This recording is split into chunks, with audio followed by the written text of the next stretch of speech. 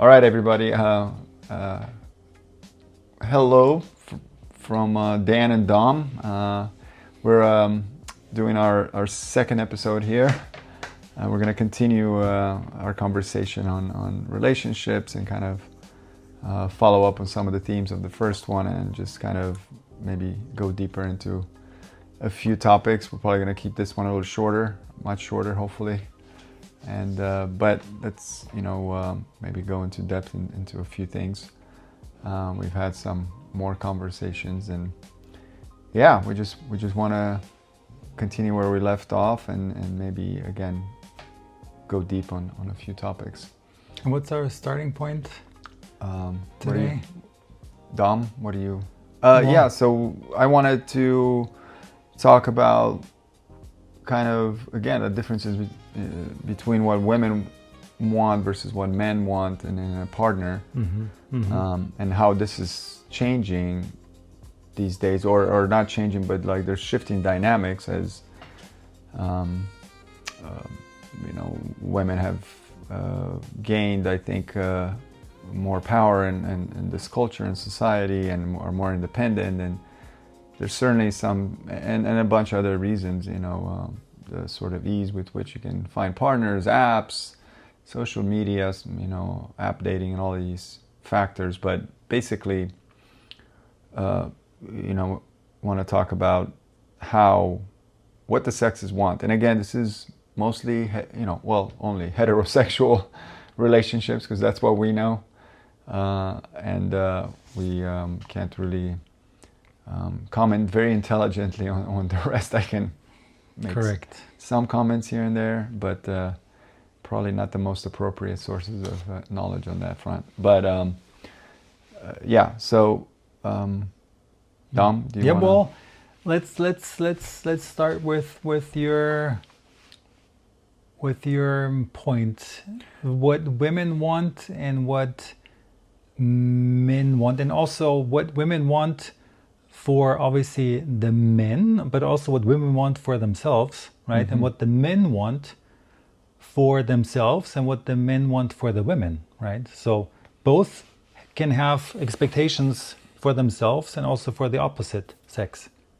How do you mean? What they like themselves and what they like their partner to be? Exactly. What role they want to play and what role they want the other person to play, right? Okay. Because I think when we talked earlier about this, I think there was an interesting point, I think, in terms of, do you expect, I'm jumping ahead a little bit here, but do you want to be the provider? Does she expect you to be the provider, and do you have to be the provider? Sort of, if she's open to either or, are you okay yourself with not being the provider, or do you expect from your? Do you understand what I'm saying? Like, sure. Can you live with this? Well, we're getting ahead of ourselves. No, let's exactly. Yeah, let's kind of. All right, so, I mean, I think these ideas are pretty.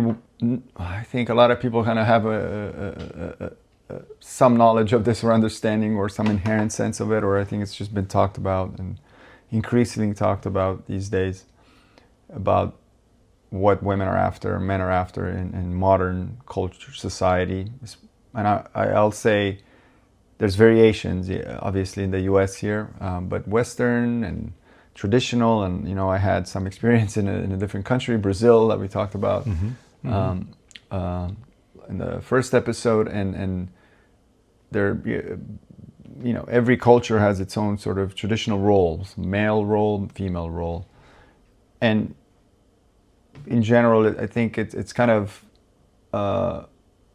let's say, understood by most people that males, the men, are supposed to be the leaders and sort of the providers. That's been the traditional historic model. And I'm going to reference these ideas that I got out of this book that actually a woman recommended to me, and I think I mentioned it to you. It's called The Evolution of Desire. And it takes kind of a anthropological examination of this, and sort of it's based on a vast survey of men and women in different cultures, asking them, what do you want in a partner, both sexually, for short-term and long-term mating, and marriage, for long-term relationship, mating, having fun, and all kinds of different relationships. What do men and what do women look for in their partners in that? And it kind of reaches some conclusions that are not too surprising in some regards, but I'll just briefly review some of that with our viewers here. In essence, not surprising, perhaps the findings were that men are very visual, and they like heterosexual men, they prefer women who are young and beautiful, essentially. And it's just like mostly driven by a mating instinct. And so men like women who are young because they're fertile. They can, create children. So it's just like an instinctive genetic drive to procreate and mate. And that's why they're attracted to younger women. And so women try to look young to be appealing to men. And it doesn't change much with age, it seems. Even older men will be attractive at any age, attracted to younger women. It doesn't matter how old they are. Of course, at some point you realize you can't get those women. Although, again, I know some guys who try really hard. And again, it depends on your station in life. We know that some guys can do that until very advanced stages. And so men are visual, and visual. They like beautiful women, looks, and again, there's some genetic, let's say, evolutionary factors there, because like I said, certain features are indicative of fertility and so on and so forth. But again, a lot of variation among cultures and so on as to what beauty is on both sides. But that's kind of the fundamental reason for, or at least genetic, let's call it, reason why men prefer younger women is because they're fertile. They can have an instinctual drive to procreate. And visual, again, beautiful, because men are visual, more visual perhaps than women. Now, what do women want? Well, actually, women also like beautiful men. This is a bit of a surprise, and I think a lot of people think that, or at least I certainly did when I was younger, or there's like a bit of, I feel like a difference in perception there. Like I think even guys, but a lot, you tend to think that women value men for other reasons. They're deeper, like personality, and they do. Like I'll get to that. They do. All those things are important, but they also like a good-looking man. And what is that to a woman? Well, there's certain features that, again, facial features, symmetry, all of that, broad shoulders, strength, height. Of course, number one factor in desirability of a man is his height. Women like tall guys, and that's pretty well understood. I think if we've learned that from the apps, if you're less than 6 foot tall, you drop in desirability pretty quickly. Interesting. Yeah, but so height, is very important. Features, strong jawline, broad shoulders, muscular.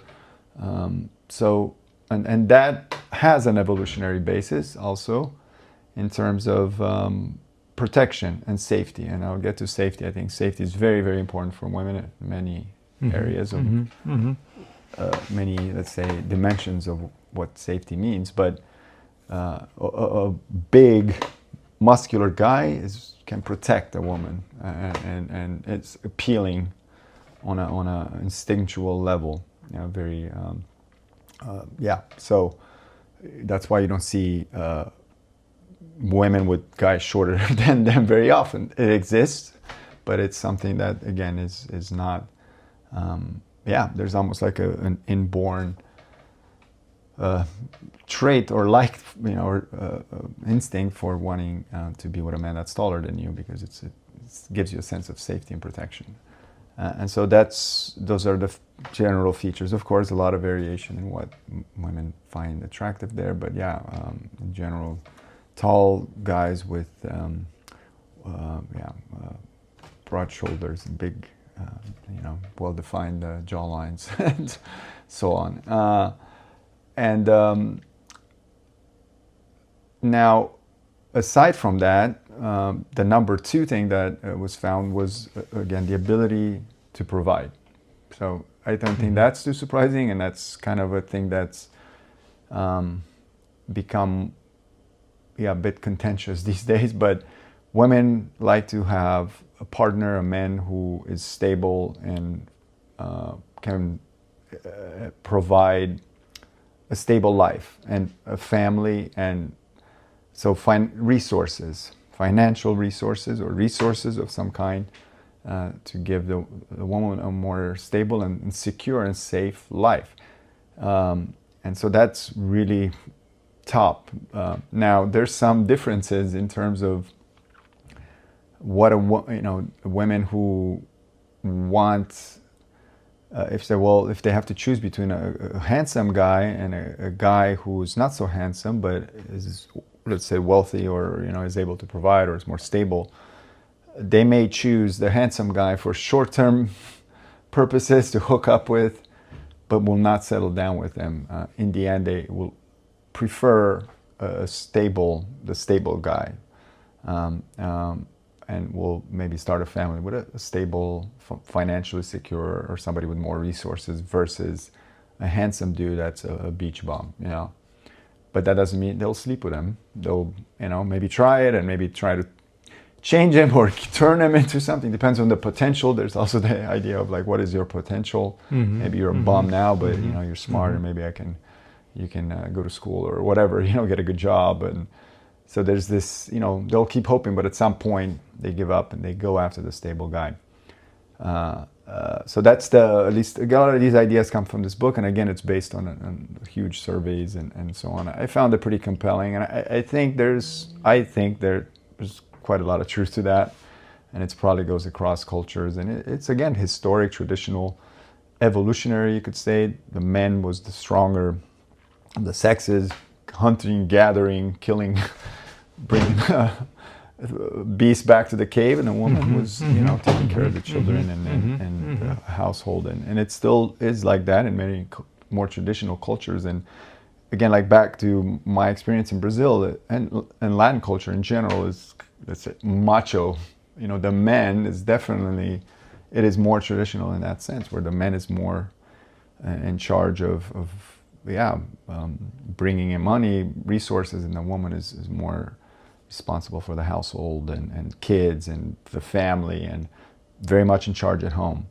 So traditional cultures in the Middle East, Arabic cultures, Latin cultures, even Asian cultures, it still persists very much that thing. And in the West, those roles have been upended, right? Now, women have got a lot of independence. They work now in the same jobs as men. They often earn the same or more. And there's been a lot of big pushes to get women into higher roles.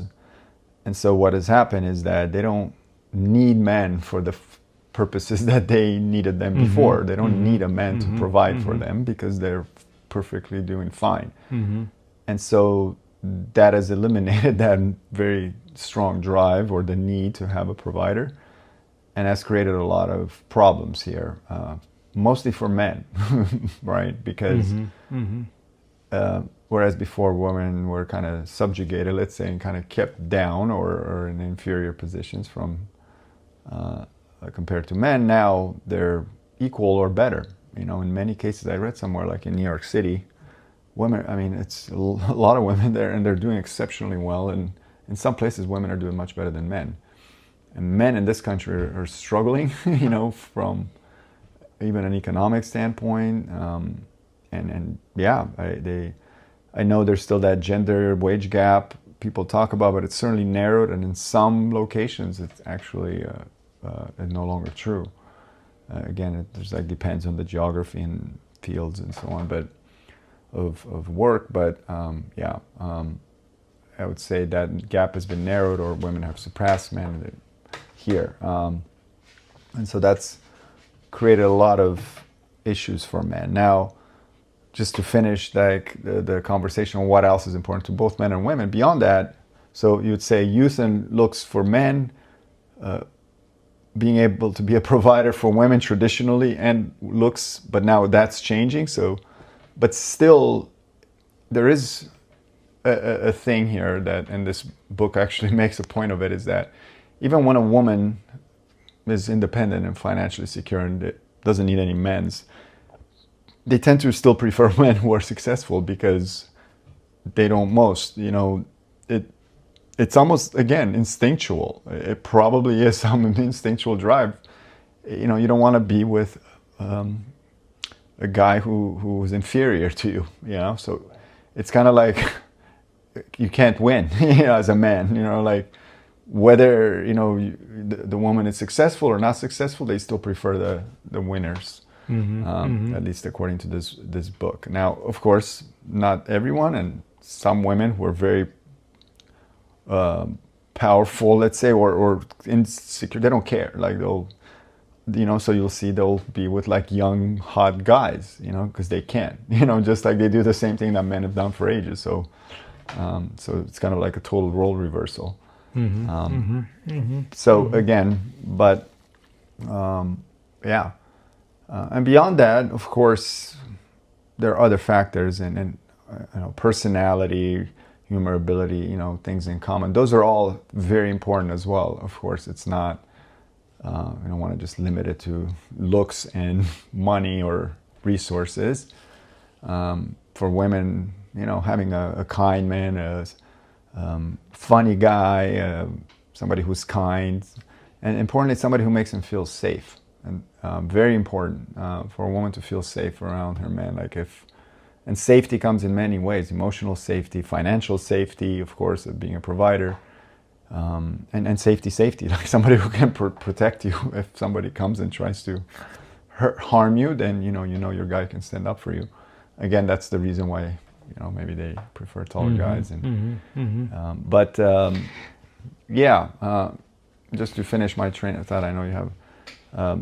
Safety and respect, and that I think is important for both sides in relationships, but especially for women.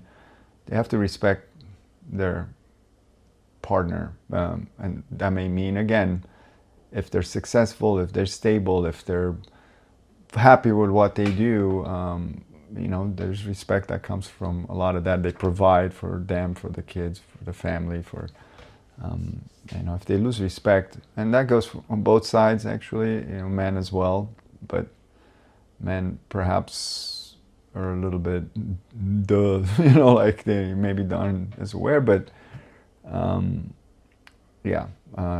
think respect in general is essential for the health of a relationship from both sides, and safety for the woman is extremely important. If a man becomes unsafe, certainly emotionally, if all of a sudden they,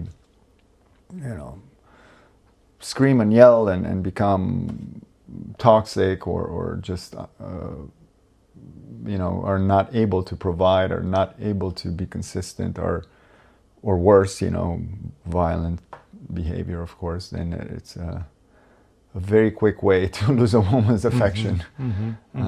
Once she perceives there's no safety in the relationship, and that can be subtle, or it can be emotional safety. It doesn't have to be like physical safety. No, safety and respect are extremely important.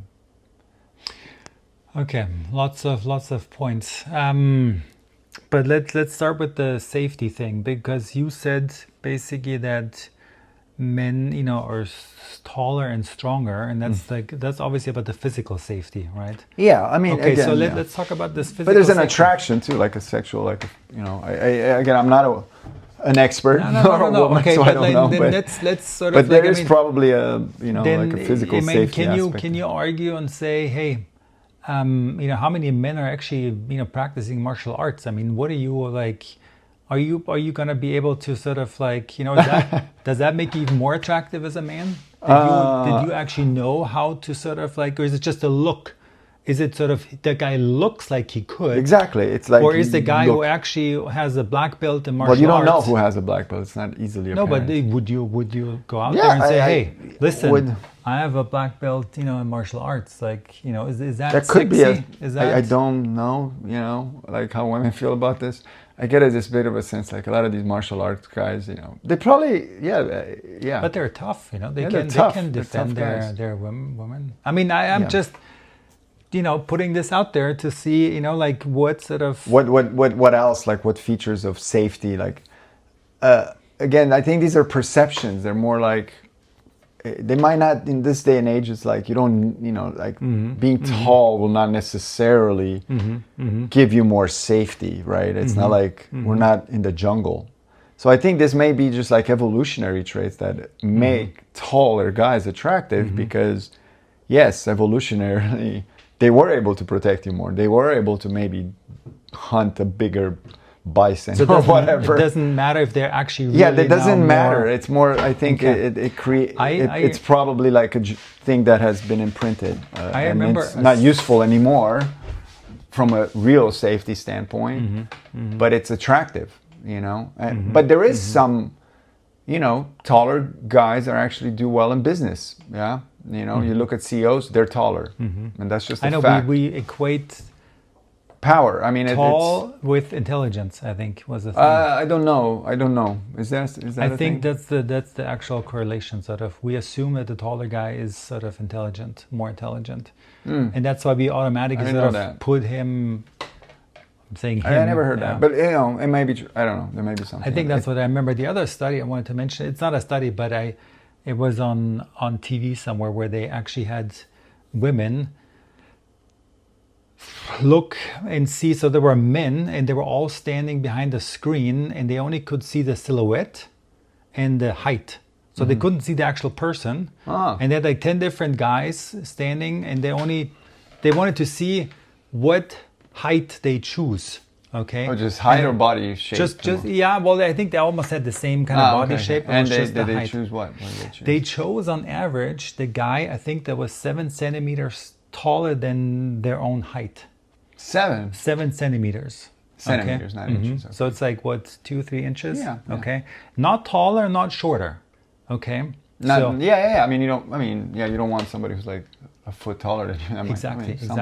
No, I'm just saying because you mentioned like the taller the better, sort of like. I guess from that, I don't know what, but anyways, that's something I remember. Okay, from like 10 or 15 years ago, it was like 7 centimeters taller. And when I look at women, sometimes you're like, okay, 7 centimeters. It kind of. I don't know what it inches, is. like 2-3 inches. Okay, yeah, exactly. That sounds about right. So that was sort of the happy medium, I guess. I mean, the girls I've dated have always been, about that. 3 inches, 2 to 3 to 4 inches shorter than me. I dated one that was quite short. It was too short. I remember it was like, whoa. And then I dated one who was almost my height, very tall. Well, I'm not tall. I'm like 5'10", but 5'10" for a woman is considered pretty tall. And if she put on heels, she overtook me, and that's hot. Anyway, but do you feel uncomfortable with that? No. When the woman is taller? I mean, I've never dated a taller woman But I mean, with high heels, sort of, if you go out. I mean, I think with her, just because she was the many other reasons. We could talk about that relationship some other time. She, at that point, there were some. Yeah, she was also kind of showing off her. She was very attractive, right? I was much younger, and she was younger, like 5-6 years, and kind of at a place where she wanted to, So from that standpoint, she attracted a lot of attention, and that made me kind of uncomfortable. That's something else we need to talk about. But anyways, I would feel uncomfortable if the woman is. I mean, I keep telling myself that it shouldn't matter, right? If the woman is taller, but there's something about it where I would say it's something that doesn't go away. It's a constant sort of. Yeah, I mean, if it was like an inch or two, maybe okay. But yeah, there was this girl I told you she was kind of interested, who was quite a bit taller than me. Like, she was over 6 foot. At least 2-3 inches. And I wasn't interested, you know, and I don't know if it was the height. I think it wasn't the height. It was just some other attracting thing. Nice, really nice girl. But would I, if I was like really attracted to her, or if I thought I could work with the height on its own be a problem? I don't know. No, I mean, I'd feel like, yeah, I'm just look. Well, I mean, actually, I would feel. I don't think so. I mean, I don't know. You know, I don't know. Back to the same thing, because even the height thing could change. You know, like, and yeah, somebody could end up, you know, in a wheelchair or whatever, and then sort of it's all this goes out the get hit window. by a truck tomorrow. But anyway, I mean, back to. Yeah, the height is a, you know, we don't want to overplay it a bit, but I think for women it is a thing. I have a friend who's, I told you, like he's a tall, like 6'5", 6'4", 5, and like much older in his 60s, very handsome guy, and he gets a lot of attention. It's like kind of nuts from much younger girls. Like sometimes, yeah. It's really something, but he is a very athletic and very handsome guy. So the ladies like good-looking guys. If they're tall, hey, even more so. In terms of like also protection, right? The guy protecting the woman, and I mean that's another point I was gonna mention, because like you said, like if you're together with a really attractive woman, right, you're gonna have to like protect her a lot more, right? There's like this saying where it's basically you know, like an attractive woman, you never have to yourself. Do you see what I mean? And so the question is, knowing that, should you choose something that is just below the top level? Well, so you know, it brings me to this saying. A buddy of mine, a friend of mine, one time told me his dad had a saying. He's like, my dad always told me, date the beautiful women, don't marry them. You know, if you want a peaceful life. Yeah. Anyway, yeah, I think most guys, given a choice, would marry the most beautiful woman they could get. Yeah, that's okay. You know, but guys will have a sense for where what they can get, right, and where and how what their often level they is, want to be able to offend, and then how much pain they want to endure. But you know, I mean, yeah, if you know they're gonna get shut down, so they, you know, everybody kind of knows their range where they operate. Okay. So you would not say, you know, purposefully choose something that's a bit less. I wouldn't. Have I done that before? You just shoot as high as possible. No, my standards are not nuts. You know, I'm not one of those guys that like I need like a hot girl. Like you see, I think again, like there's a lot of like I have to be attracted, but what I find attractive is not always what is you know. I mean, yeah, they're pretty, and I have dated beautiful women, I would say, by standards, by anybody's standards. I would say a couple of my girlfriends, that one that I mentioned, and then another one that you know, like are just beautiful, like, and so they were. The first one was like young, and she was tall and, you know, dancer, and just the way she, you know, she attracted a lot of undesirable attention, let's say. At that point, that second one was beautiful, I think, but we were older, we were more mature in the circles. You know, I never had any problems with her. I also, just the way she behaved, she never gave vibes of, yeah, never felt insecure in that sense. She was very decent, and we were very much in love, and yeah, I just never had any problems with her. Never felt insecure. She never gave me any reason to be jealous or uncomfortable. The first one, totally different. Like we had, yeah, huge problems, but well, big, yeah. Okay, I wouldn't. Yeah, I haven't gone down. I just like if I'm attracted, and I don't really. that's it. They meet that threshold, whatever. Then I go on to. For me, attraction is important. Like we talked about this. Like I have to have that spark, those butterflies. Whatever. They don't need to be. But I have to have some level of attraction in that sense. And it doesn't have to be a stunning. In fact, like the second girl, she was almost. Sometimes I thought she was too pretty. Like it was kind of weird. Anyway, I don't want to. Like she was so beautiful that it was a bit. Yeah, I don't know how to describe it. Like too much almost. Yeah, it's a whole different. I don't know what that means. Let's talk about this provider thing then. Okay, so do you want to be the provider?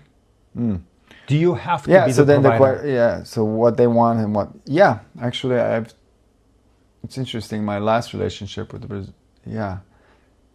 I think it gives me satisfaction to provide. Like it fulfills me. It's fulfilling to provide. Especially, I don't have a family, kids, but if I did, it would give me meaning and purpose and satisfaction to be a provider and to help. And I did. My girlfriends I had. We discussed situations where they were struggling financially, work-wise, and I helped quite a bit. And at some point, it became challenging, and I had a problem with it. We weren't married, so. Once you have to help your partner and it starts getting into some serious aid, it can it cause friction. Like I don't want to get into all of that here, and maybe I should have been more providery. But I think again it depends on if you're married, if you have a family, then you should help your partner if they lose their job. That's it. You're responsible. And so some people kind of have this, if you're just a boyfriend, girlfriend, and they start like losing their job and they get a job and they're like asking you for money and you're giving them thousands of dollars and paying the rent and they're not working for a year. No, like that's not good. That's a huge red flag run, or if they don't want to straighten out. Versus if you're married, so what's the difference? Yeah, in a way, like how there is this thing, if you're married, then you're responsible for them, and you should help them. And if they don't, I think the threshold is much higher. Like if you're married, then you I guess have to be, you have to support them. You have to help them more or to a higher degree. Versus if you're dating. For me, I don't see like what, if you're with a person you love, it doesn't matter if you're married, not married, it's just a stupid contract. But married has some legal implications and financial, obviously, property, much more involved. So I guess people consider that, you have to help your spouse and be there for them through much greater difficulties versus just somebody you date that is not tolerated as much. So, for my case, in that case, a lot of people are like, dude, like, that's not right. Like, you watch out, it's a red flag. Like, this is draining, your girlfriend should be leaning on you like this. And I found it kind of, I felt like I had to help. Like, she was in trouble. I don't think I helped like in like an insane degree. I didn't like support her fully, but I definitely, there was quite a... Well, and it was not just support, but you paid also for, travel expenses, right? Like, this time around, but I'm talking about my, a couple of relationships ago when there was a lot of substantial sums of, let's say, money and support and a bunch of stuff that... I get it, and I think that's fine that you're saying, I would like to be the provider. I'm thinking that people need to be more flexible and that things change and they might go flip-flop a couple times, like for 5 years the woman is a provider. Yeah, you might lose your job. For 5 years whatever. the guy is a provider, and then another 5 years the woman is a provider. So like You need to be, like this rolling with the punches. I think more so now than previously. I think previously, you could have the same job for like 30 years or whatever, right? And the woman could there's stay a lot at more home for 30 instability years. now. Exactly. But just For to both, just to for both. backtrack, when you asked me like what I like, I like being a provider. That's not necessarily. It's not my preference to be the only provider. No, I think I would prefer that both of us earn a living and contribute. Yeah, I think having just one provider, and I know like in the community where we live here, like wealthier, but perhaps you got like really wealthy guys and a lot of stay-at-home wives, moms. They the guys are millionaires, billionaires sometimes, and they can do that. But for the average person in this day and age, and where we are, especially now with everything being insanely expensive, homes, education, food, even gas, you need two incomes to have a shot at a somewhat decent life, maybe. And so if you only have one, and the couple struggles, sooner or later there are going to be some problems, and perhaps resentment and quality of life is going to suffer. So I don't think it's healthy. And also, like I said the other day, like I do believe from a profession, I want my partner, I prefer him to have like a profession and have activities outside of the home, and their own lives and interests and career. I think it's good for different reasons besides just financial considerations. But on a practical level, you need two incomes to freaking survive nowadays. To get by, it would be preferred. And I wouldn't want to be the sole breadwinner unless I come into a crap load of money somehow, or I wouldn't say no. If I can afford it, I wouldn't mind it. But there'd be a bit of I don't like that. So the stay-at-home dad type thing. Oh, okay. So now let's switch roles and say, okay. Yeah. So let's switch roles and say, well, can we have the opposite? Like if a woman does very well and she doesn't need a man's support, and the guy's like, yeah, I want to be a stay-at-home dad. Yeah, there are plenty of stay-at-home dads, and the woman, and it might work for some, but my understanding is that this tends to cause problems. I think most women, if they're honest, would not like this. Yeah, and even including the ones who make money. Now, if they make a boatload of money, or they have, their trust fund babies, or they're an heiress, and we can talk about your heiress preference later. You can fill us in on Dom's dream, right? He wants a sugar mama, basically. No. But we're just, these are ideas. Yeah. And basically, anyway, I think the consensus among wise people is that you're playing with fire. Yeah, when the man is the woman will lose respect. And as I mentioned earlier, respect is essential to love, to a healthy relationship. If the woman loses respect, they lose love, they lose attraction, including sexual attraction, and you're gone. Sooner or later, they're gonna start looking around.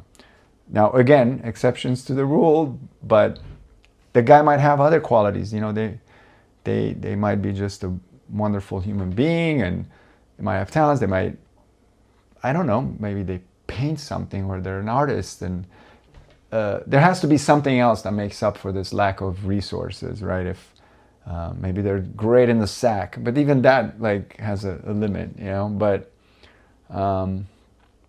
they have to really compensate in a significant way if they're not okay.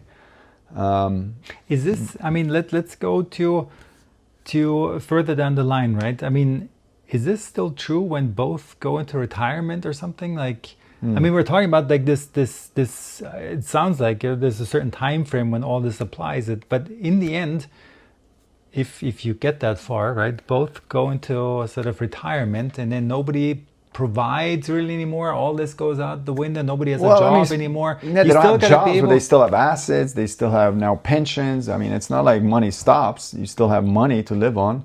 So if you retire and you happen to be broke, yeah, you're probably not going to do well with the ladies, or yeah.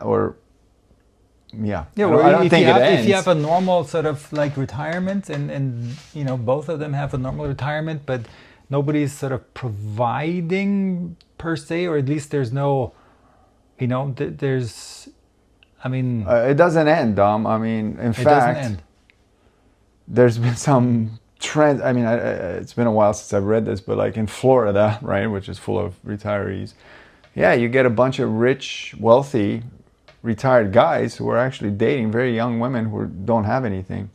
And there was kind of a thing down there. I don't know if it's still going on, but I remember reading an article about this, how, yeah, it's like it's kind of like, well, you can say, well, it's disturbing or whatever, because there are huge age gaps. But yeah, having resources as an older guy actually gives you access to, let's say, a lot more women that you can, and a much wider range of ages, right?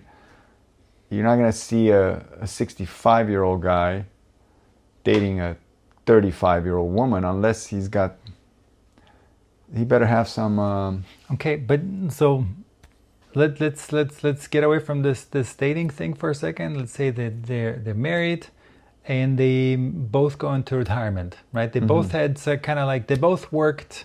Yeah. I don't know, for I don't know, the county or the government at like similar sort of levels or something.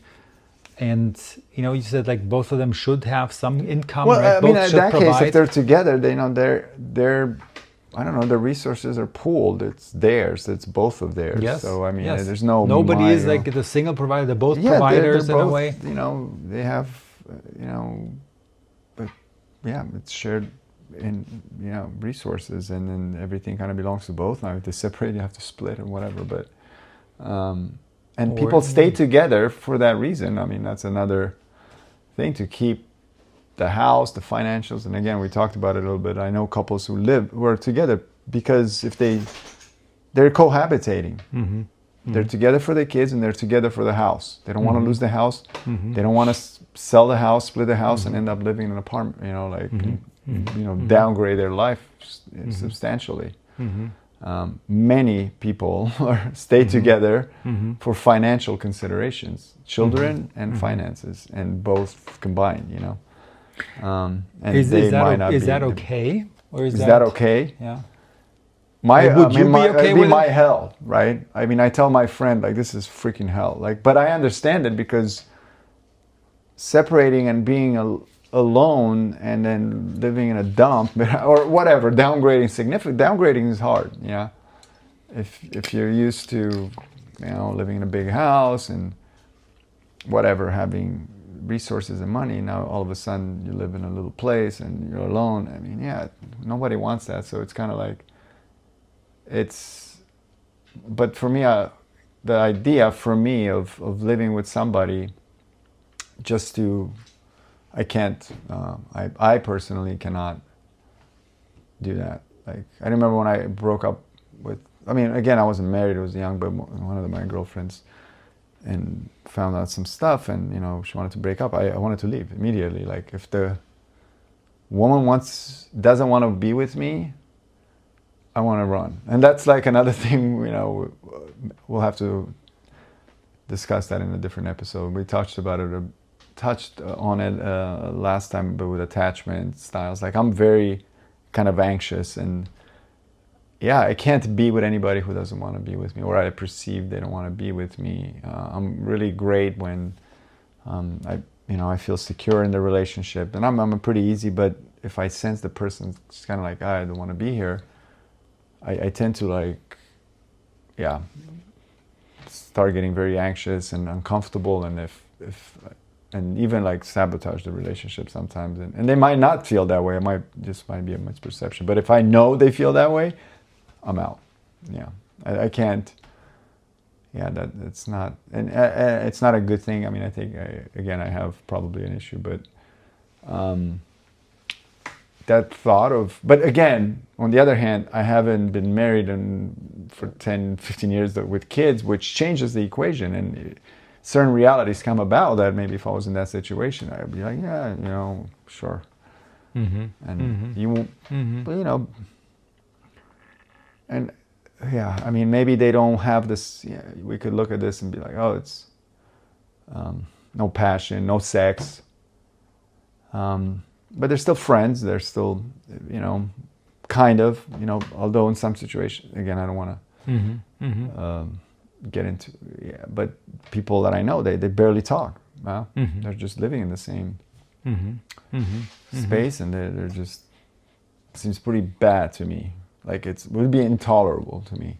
I'd be like, F the house, like, let's sell it. Go live your life, I'll live mine, But again, maybe I'm impractical like that. So anyhow, that's the, yeah, I mean, that's, I think that's a big point of discussion. Look, if you're able to cohabitate with someone,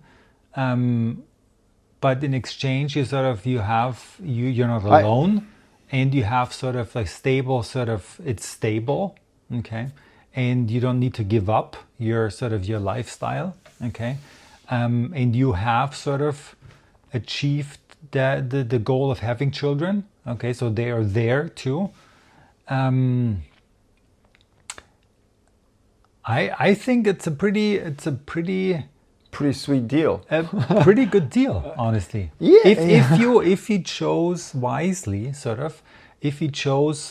obviously you need to be able to get along with this person. Okay, that's why I sometimes think it's more important.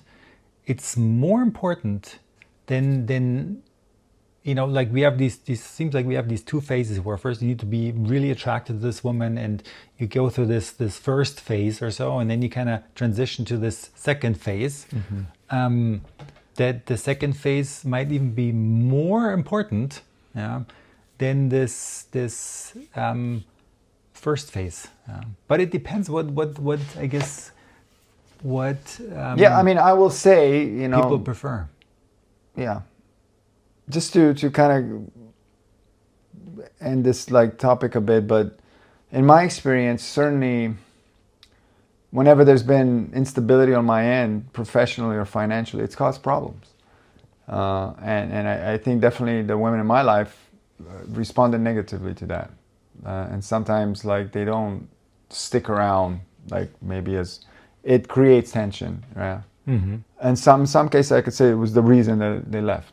Like I didn't meet their expectations in some respect. Maybe I went through a tough phase or whatever. Even this last one, and at first it was the opposite, but then when certain problems emerged, like well, what can you bring to the table? Like literally, like what, these expectations kind of started coming up. So in my experience, there's truth to that. Yeah, financial or whatever professional stability and can cause problems. And I think in my case, perhaps there was some like frustration, because when the man doesn't do well, it's not just that they can't provide, they get frustrated, maybe depressed, and so they become not fun to be around.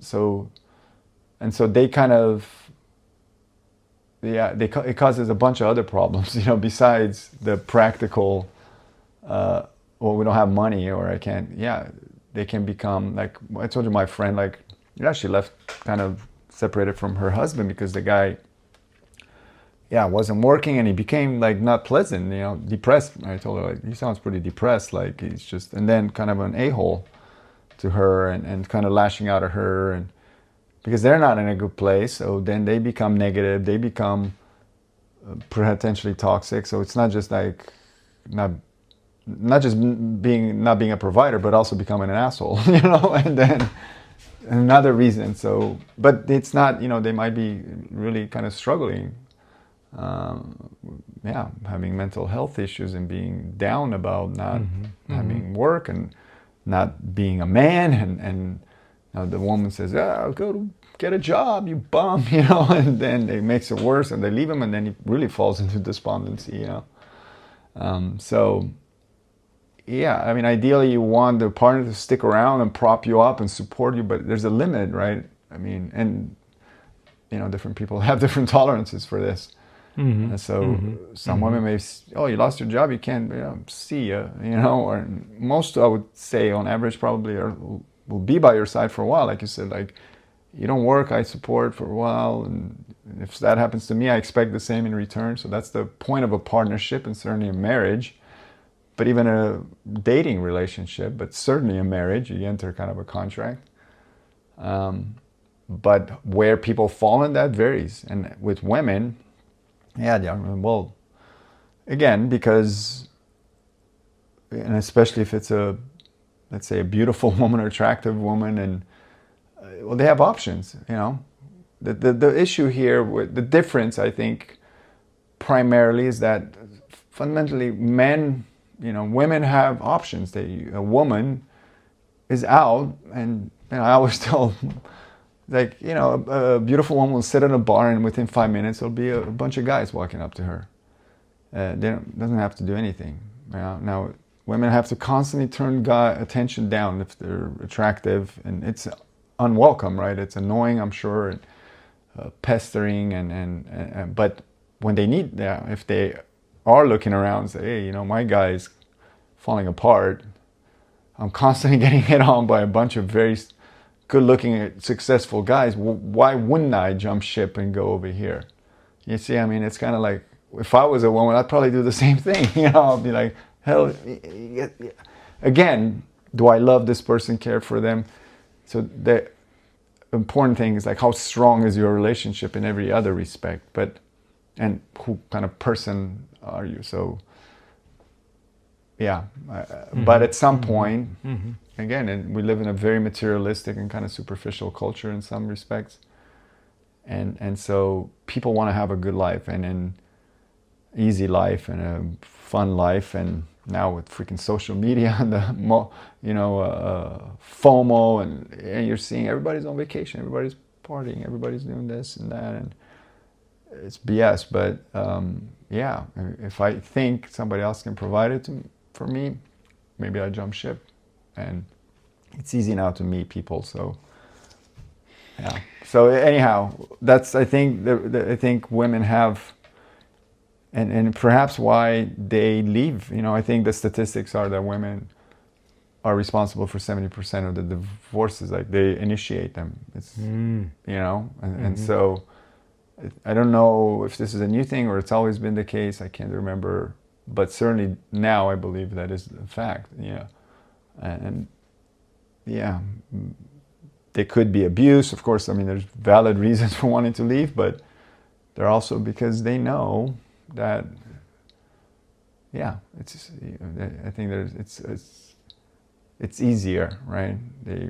There's always somebody around.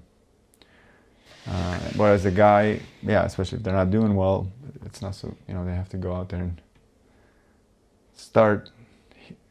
Use the window of opportunity. Well, knowing that it's not gonna last. Again, so I mean, so I want to get to, like, the bit to talk about what I was saying, this kind of what's been happening. I think what I'm seeing, what I think with this dysfunction and kind of the response that men have had here to these changing dynamics, which is like the whole red pill movement and Manosphere and the bro culture and all this stuff, and that's been kind of a backlash now, and this kind of conservative and the whole trad wife thing, whatever, like all this, it's kind of weird. But essentially, I think in response to it, men are rebelling, right? They're not, many, I said, are not doing well, and there's been a backlash, and you get this kind of toxic, I think, manosphere of where guys are like, women all, there's like this kind of perception that they're just all after, they just want the top guys, that most women are chasing the top 10% of guys in terms of looks and resources and success. So they all want, like, this good looking, successful, tall guy. That song, what is that? Oh, it's super funny. Jesus. It came out a year or two ago. What was it? They won the finance guy. The finance? 6'5"? Whatever, I forgot how it goes, but it's like a joke. It's kind of like a tongue-in-cheek as to making fun of what women want on the apps. Yeah, they're just chasing the finance bros who are 6'5" and successful and wealthy and good-looking. And so I think it's probably a misperception. I mean, there is some trends towards that, but I don't think it's. I think it's exaggerated. So you have like the whole incel movement, kind of all these frustrated dudes that are just not getting any. They're not getting women. And I don't know. I've always had I'm not like a tall, rich guy, but I've always had a relatively easy time finding girls. And most people I know are, I don't know any, well, I know maybe one. I'm not going to mention any names, but yeah, I guess I don't do the app, so I don't know. I can't. But so are you saying we sort of, in terms of the rebellion, that it's actually, I mean, it's we're going back a little bit more towards where men are the providers, women are more likely to be less of a provider and more the traditional sort of, you mentioned already the trad wives or whatever, that they're in the kitchen baking well, yeah, cakes. I mean, there's this conservative pushback even with like the whole conservative movement where it's like marry, be housewives, raise kids, families, like a pushback against these kind of ultra liberal values. So there's that kind of conservative backlash, let's call it, where there's in this country kind of the liberals have gone too far, and we need to bring ourselves back to traditional values and family and more traditional roles. So there's that, but I'm also talking about this kind of men reaction to women's emancipation, freedom, feminism, where it's like feminism's gone too far, look at you, and then this frustration that men are just fine, there's perception that, a lot of women and young women, I guess, are chasing the most successful guys and abandoning the rest. And so the 90% of the dudes or 80% they don't have any options. Yeah. And if it's not the most successful, then the plan B is nothing. Basically, wait. They keep getting heartbroken, or women leave because they're not, or they just don't get any, and they just give up, and so they're alone. And so they stay alone, and then you get this kind of, I don't know, incel or red pill movement, or it says, dudes, focus on go hit the gym, bro, and make money and F the girl, and you don't need women to be and just and the same thing the for social the media girls. is full of this stuff. You can feed them like how she broke up with you after pump some iron and get rich and take care of yourself, and and that's not a bad thing, right? I mean, you should take care of yourself and better yourself, and be with other men. Like I said, like it's good for men to.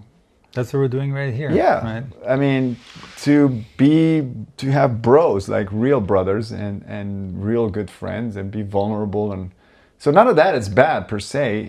I think where it turns bad is when it turns against women, or. But again,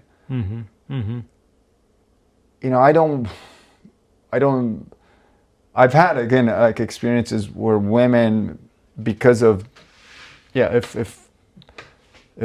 you're not able to provide, for sure, it's not a good thing. Like it hasn't served me well. Like, let's say when, like I said, if I've gone in, when difficult periods, it hurt the relationship, and in some cases even probably terminated it directly. So I could easily say, well, women are just gold diggers, they just want. Like I could agree with this thing and be, I tend, I don't want to believe that yet. I'm not there. I'm not ready, man. Maybe I still haven't taken the red pill, so I'm still living in the matrix. That's, maybe my eyes haven't been opened.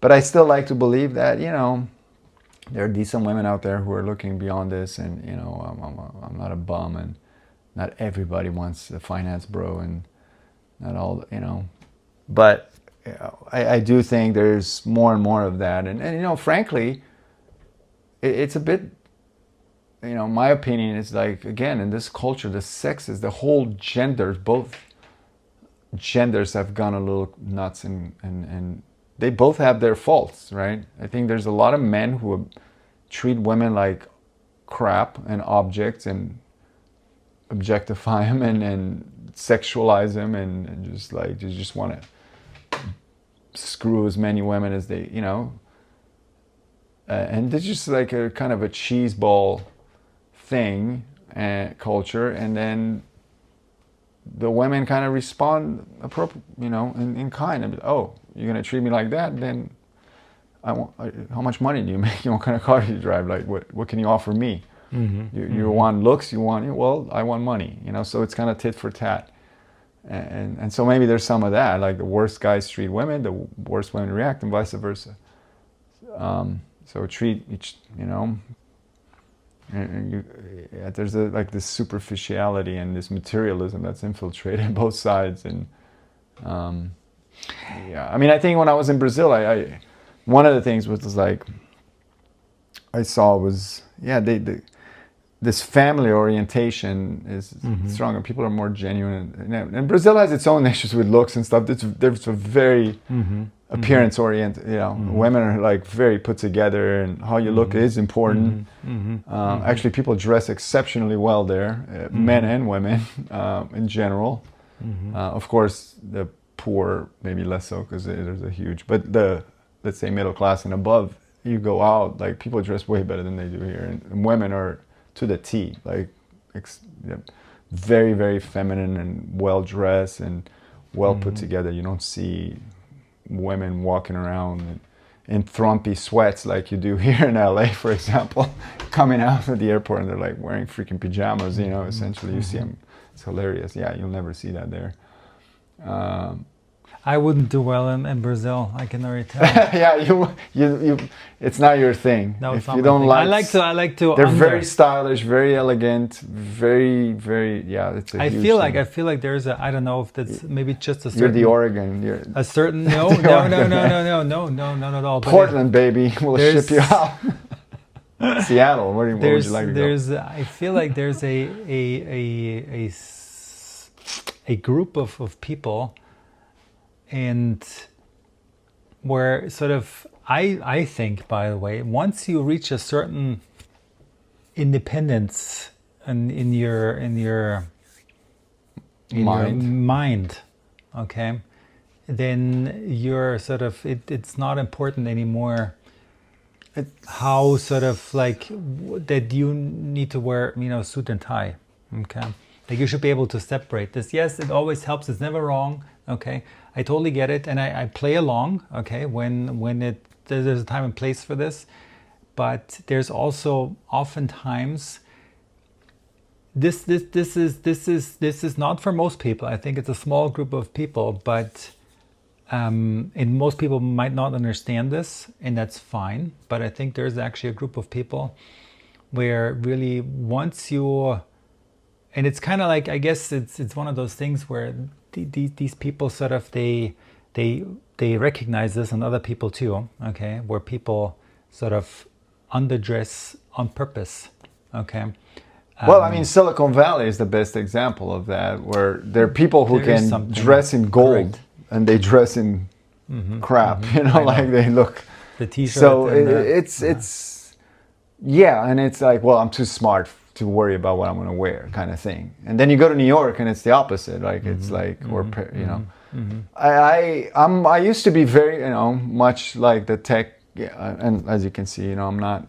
I've gained a bit of an appreciation, and of course, it's nice to dress up, and it actually makes a huge difference I found in your confidence and in how people perceive you. Even if I'm in a place where people don't dress up, when I dress up, people will treat you differently and you feel differently, and it's nice. So anyway, it's like a whole different discussion we can leave for another episode of style and dress. And it's personal preference. I think, yeah, some people, they're very, very intelligent, successful, and sophisticated people, and yet they value style and so on. I think you're kind of like more on this end of the spectrum. I don't give a crap about that. I'm more like in the middle. Like I'm not, super... I think I'm also in the middle. But if in doubt, I guess I'm more with the San Francisco IT. Yeah. I lived in San Francisco. I don't work in IT, but it was a bit too thrumpy for me, especially for the women. Like I'm not gonna start commenting on that. But it was. I do like women who are elegant, not like crazily so, but not wearing Oshkosh overalls, like, and just flannel shirts, so that for me is not a... Anyway. We're going to wrap this up. But that's a personal preference, soon, but let me put two more thoughts out here. Because you mentioned the other day that you're romantic. Okay? I am. Is it, so let's, a little thought experiment. There are two unemployed, there's an unemployed couple. She's unemployed, he's unemployed. Okay, but they're in love. Okay, they're a couple, and they sort of they get along. Okay, is that a romantic image for you? Can you see sort of the romance in there, or could you never? I mean, why? Because nobody's providing. Because it's kind of abstracting again, right? Taking all these outside factors away. Okay, they're both down on their luck or whatever. They both don't have any. There's no like stability. There's no sort of. Do you see what I mean? And they still I sort do, of like, and I like, so there is a. I mean, kind of the saying or something. Love is for the rich, like I know it's exaggerated, but the point is like, whoa, if you're, that love is romantic, and it's for those who have the time and resources to engage in those kinds of romantic fantasies and activities, right? For the rest of people who are struggling to survive, love is a luxury, right? Again, it's exaggerated, right? Because I mean, you can love, and again, Brazil, right? A lot of poor people live in the favelas, and you should see them. They're kissing, they're in each other's arms. They don't give a crap, like, because everybody, they're poor. And so when you don't have money, it could be free. Isn't that a big exactly? It could be free. Big lesson. It is, but in this society, in America, right now especially, we live in a hyper-materialistic and society that's very expensive, and you can't survive. We should be free as well. Well, you should be free, but good luck paying the $2,000, $3,000 for one bedroom rent. That's like one bedroom. It's the old saying. So there's like, you have to. You can't be in love when you're stressed out about money all the time and eating, kids. Driving, gas, work, that provokes stress. That's not conducive to loving feelings and a good. You're just gonna both sides. So this example that you gave of this unemployed couple, how long before they start, fighting at each other's throats over resources? They're starving. They're gonna be homeless soon. Can you have love and romantic things under those circumstances? I say yes, and these people might even be happier. Well, you could. I mean, you could say, F it all, I'm going to be homeless and, honey, you're with me and maybe a dog. Or we move to the forest, or we move to a cheaper place where we can live a simple life. Yes. That doesn't mean, but not in LA, baby. No, I get it. I totally understand. I can't live you're here. Totally right. You can't be here like that. Correct. So you have to get out of here. You cannot have this expectation of yes. And that's not a bad thing. I think it's not. Well, a no. bad So thing. you don't need money to have love. And in fact, To do something in order to be happier and more content. Like even if it means you're moving away from like this place or this area, okay, to upgrading your happiness level, okay. well, I think is always better, okay, than to actually the other option to staying here, fighting to stay here. absolutely. So again, Or if you stay in a place where it's going to eat you alive, and you're going to just you, but provoke your a bunch of stress, and yes. Your relationship will lead your relationship alive. Yes. That's by you, Yes. I mean the relationship. yes, The only way to save that is and reduce the stress is to move somewhere else where you can have a simpler, less costly life. I think that's an upgrade. I think It's an upgrade, yeah, it's an upgrade. for personal. It's not seen that way, but it's It's simpler, or cheaper. Let's say I don't know, maybe simpler, maybe. Certainly cheaper, right? I mean, because you need, if you don't have the resources, then you have to go to a place where life is less expensive, where you don't need as much, or simplify or cut back, and so you can save your sanity and not have the stress that is toxic to relationships. And financial stress is insanely toxic yes, to yes, relationships and to your own mental health. So, yes, yes. Anyways, the last thing I want to say, and then we can really wrap this up. But I just met somebody, a friend, and I think he's in his 70s, maybe early 80s, and his wife died last year or so, and they've been together, I don't know, for decades. I think they only were married once, and they both were into cars, which was kind of interesting because she was also into cars and he was into cars, and she died recently, and he put her ashes into like a valve cover of a car or something, and he's not interested in getting back or getting together with anybody else, and he already decided for himself that when he dies, like his ashes will be put together with her ashes basically into this valve cover, sort of, okay. And then they're going to be, they're together in this sort of frame of car, enthusiasts, and their ashes are going to be together in there. That's so sweet. Yeah. See, it still exists. It does exist. So what's the point of the story? That it's still sort of, these couples still exist where Of course they exist.